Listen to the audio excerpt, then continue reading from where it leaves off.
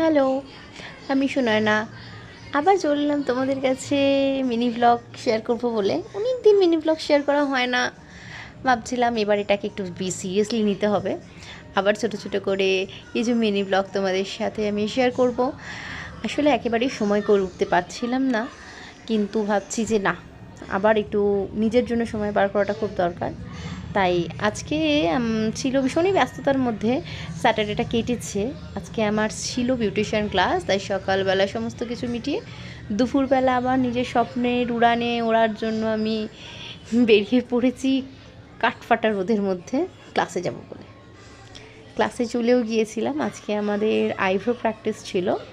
Ma'am আজ খুব ভালো করে ক্লাসটা করিয়েছেন। আজ খুব ভালো আইব্রো প্র্যাকটিসও করেছি আমরা।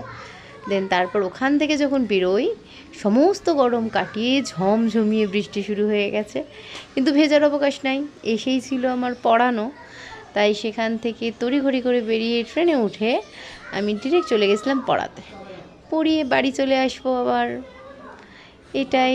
আর কিছু নেই, চলো শেষ, টাটা, পরে দেখা হচ্ছে।